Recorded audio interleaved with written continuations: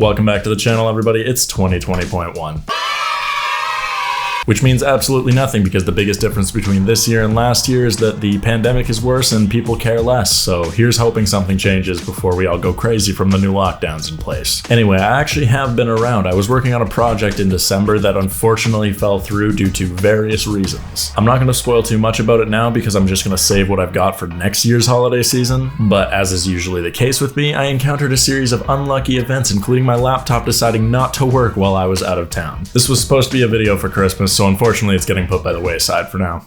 It's a new year, and therefore I'm socially obligated to start working on a new me, because why start bettering myself immediately when I can wait for an arbitrary date on the calendar that will ultimately lead me to put too much pressure on it and give up in a month? Yeah, my history of setting goals that I stick to is clearly flawless. I'm working on some projects in the background so I can try and drop some bigger videos intermittently with these smaller ones. I'm still figuring out some stuff with my schedule, so I'll see you either next week, the week after that, or the week after that. I'm gonna be trying my best to get back on a weekly schedule, or at the minimum a 2-week schedule. Anyway, I'm working on trying to do weekly videos at this point, so hopefully I can keep this up. And totally don't call me out for the fact that I skipped my 50 subscriber special because I broke 60 before this video came out. But that's fine, because it doesn't matter what you're bad at. There's a book for you. That's right, self-help books are the cornerstone of our society. Without the knowledge that's being passed down from these ancient tombs, our governments and businesses would crumble before us. I mean, where would we be without How to Pee Standing Up? Or Retired Racing Greyhounds for Dummies? Or a personal favorite, How to Manage Your Dick? Well, this new year I've decided to get control of my life, and what better way to do that than by purchasing a self-help book? No, I have no intention of bettering my life. Are you kidding me? Get out of here. My girlfriend received this little guy right here for Christmas. It's called The Secret Art of Being a Grownup. It's your typical cute little stuffing stalker kind of book. Like, I don't think anyone legitimately looking for self-help was gonna purchase this book in particular. They'll go with something more practical, like How to Fix Everything for Dummies. No, it's small, it has a cute cover, it's got a cute name, it's a gift book. Anyway, she was reading this near me and she kept pointing out a lot of really weird stuff. And it's not just one kind of weird either, like, you know, there's useless tips, like overly specific tips, but then there's like randomly a demonic baby chance. Anyway, today I wanted to share this with you because what better way to improve ourselves than to do it together? So right away, this book tries to establish what it's trying to do with this quote here. There are lots of practical tips and tricks and best practices and workarounds that grown-ups know that make their adult responsibilities easier and more enjoyable. I want you to keep this in your head as we move forward, because not only is this a good example of the quality of writing in this book, but if that's its goal, it doesn't do a great job of achieving it. It goes on to list a few things to look forward in this book, and it actually kind of seems like you might get some value out of it. It even lists the page numbers if you want to skip ahead. It mentions the dangers of credit card interest and how to get a group of people to decide where to eat, which are both things that are totally useful if they actually taught anything. But I'm getting ahead of myself. The intro finishes off by saying it wants you to enjoy adulthood the way you thought you would when you were 7, and I just don't get this. When I was 7, I had no concept of what it meant to be an adult. I was way too busy picking my nose and getting my ass kicked in Halo by my brothers, but that's just me. The single greatest truth that grown-ups know and teenagers don't know: 95% of the time, no one is looking at you. This right here is some bullshit. Let me explain. In adult life, yes, this can be more or less true, if you mean to say that people more or less don't care what you're doing. But in any case, if you do something or wear something that's going to attract attention, people will look at you regardless. Not that it means they care what you're doing. Also, this rule totally does not apply to high school. Whoever wrote this book has clearly been a graduate for a while, because in high school, it is not the same game. Everyone's so overly concerned with how they fit into the structure of the school with labels and cliques, and everyone's just trying to figure themselves out while being judged by everyone else who doesn't even have themselves figured out. And then you graduate, and a veil is lifted, and hopefully by then most people have got their heads out of their ass enough to care more about the real world than high school land. There's a page a little later that repeats this and basically says you can wear whatever you want, and no, you can't. When I was in high school, I wanted to switch from a backpack to a messenger bag. No particular reason, I just thought they were cool and it would be convenient for my laptop. My ama or grandma got me one, and I wore it to school fully expecting to get roasted by my friends and strangers. I showed up to school that day fully intending not to show it off or potentially brag about my new acquisition. And then, to my surprise, I was totally still bullied by my friends and strangers, obviously. What did you think was gonna happen? They called it a purse. So next up, the book presents us a list of kitchen items you need versus kitchen items you don't need, under the philosophy that you don't need anything that has a food name in it. Which is fine, you definitely don't need a citrus zester or a pancake flipper to be an adult. But it completely neglects to mention a cheese grater on either side of the chart. And don't just tell me to buy pre-grated cheese, because that's just disgraceful. It's not gonna happen, ever. And then it goes on to talk shit about toaster ovens, the most versatile thing in my kitchen. It's for more than just like bread. You can do chicken burgers, other bread items. Okay, so I'm not the most qualified person in the kitchen, but I do make good pancakes. This next piece of advice is a great one for showing the sheer stupidity of this book. Take the second, less crowded bus or train. This isn't some metaphor or oversimplification or something. The author actually uses a whole page to tell you that 2 buses pulling up back to back is a common enough occurrence to warrant having a rule around it. They say that everyone in the scenario will panic and get on the first bus, but you should be smart and get on the second bus. I've used bus systems in a lot of cities, and I have never encountered the scenario of 2 buses going to the same place pulling up back to back. Like, can you imagine someone doing that? Oh, hey, the bus is here, let's go. Nah, I'm good. What? Come on, let's go. Nah, dude, it looks really crowded. What? Who cares? Come on, we're gonna be late. What? That next one's gotta be like empty though. That's not even going where we're going, dude. Grown-ups always take the second less crowded bus, bro. Come on. What? Look, I wouldn't expect a kid like you to understand. Dude, I thought we were gonna wait till we got to the concert to take the shrooms. Come on, man. At the end of the book, in the exceptions to the rule section, it has a part where it says to make sure that you actually see the bus coming, but it still never says anything about making sure it's going to the same place. You can go into nice hotels to use the restroom. Why is this in here? Who needed this information, and why? Why are you at a hotel if you're not staying there? Like, is the author of this book just walking around shitting in random hotels? Like, I don't see anything wrong with this rule necessarily, it's just weird to include. People can be awful, they can also be awesome. And they've got a cute little graph where all the colors overlap. This book has a lot of stupid little feel-good quotes in it, and they're so cliche it hurts. 90% amazing is still amazing. You 100% deserve to be loved. Look for a job you'll love. No, I'll look for a job I hate, thank you very much. Finally, we get the first useful tip on page 33 of this book. The meat stops sticking when it's done. This is a good tip. I didn't know this, and as someone learning to cook, this is totally gonna come in handy. Oh wait, at the end of the book it says it doesn't apply to meat if it's ground or if it's fish. It's kind of a big exception to be hiding at the end of the book. So remember when I said this book would speak on the dangers of credit card interest? Well, here's what I meant by that. Pay your bills on time. That's it. That's the advice.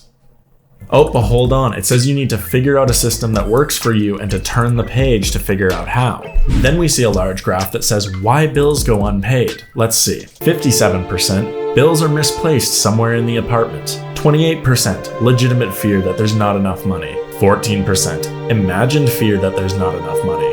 1%, legitimate unavoidable impediment like being stuck out of town. You know, I'm not a statistician, but I am someone who often struggles to pay my bills on time. I don't know if the authors actually thought of this possibility because they're clearly seeing this from a very privileged standpoint, but I don't think they've ever thought of the fact that maybe I actually don't have the fucking money. Yeah, this book has a habit of being extremely tone deaf. Also, that's it. It doesn't explain credit card interest and never does at any point in the future. It's also not the only time the author of this book just assumes the reader has a good amount of disposable income. On page 61 we have, own something nice to wear. It straight up just says go out and buy something nice if you don't already own something nice to wear, acknowledges that some people don't have the money, and then says, go do it anyway, just go secondhand.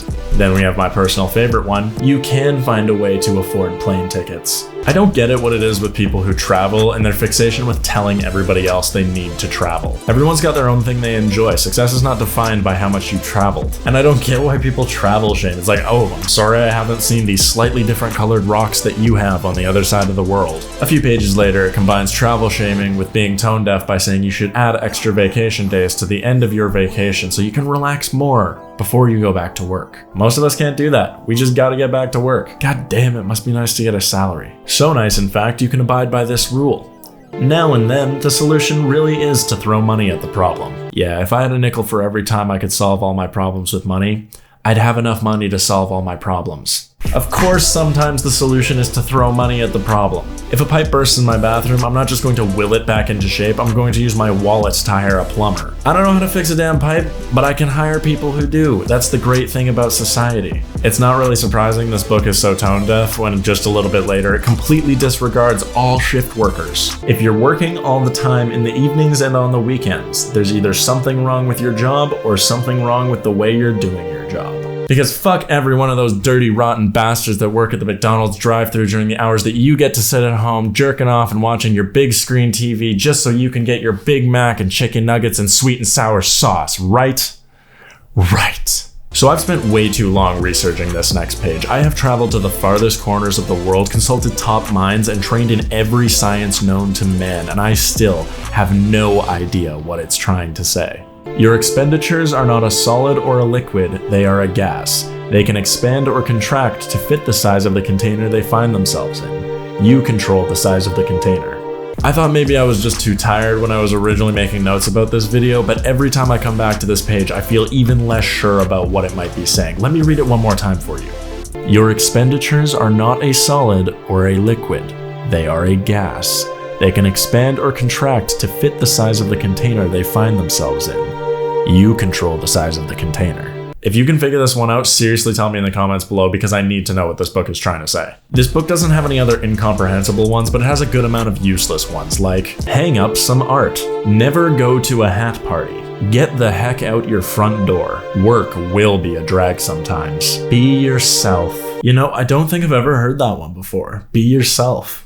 That's some deep ass shit. So this next page came across really weird to me because it not so subtly hints that you should become a vegetarian. Go veggie for the night. Or forever. And save yourself a world of trouble. Just a thought. The rest of the page basically says mushroom good. Over tip. Yes, end of story. So remember at the beginning of the book when it said it would teach us how to get a group to decide where to eat? Well, it doesn't. In fact, it says so little I'm going to read it to you. When a group of 5 or more people is standing on the street corner trying to decide where to go for dinner, anything better than a 75% consensus about where to go is plenty. Then there's a 2-page wide graph that doesn't show a 75% consensus, and a little tiny spot that says this principle applies at work. This book gives no information and acts like it's teaching you something. What the fuck? Finally, the baby chant I hinted at. Maybe this person has some sort of trauma around hurting a baby or something because where they got this from beats me. The rule is, don't be afraid to hold the baby. It then proceeds to tell you not to hand the baby back to its parents if it starts crying. Instead, you should start chanting to yourself. No, for real. If the baby's caterwauling makes you anxious, just keep repeating to yourself, I didn't make her, I didn't break her, I didn't make her, I didn't break her, I didn't make her. What the fuck does that even mean? I've held babies before. If it starts crying in my arms, I'm going to hand it back to its parents. I feel like they would want it back. If someone tried to keep it, that's kinda weird, man.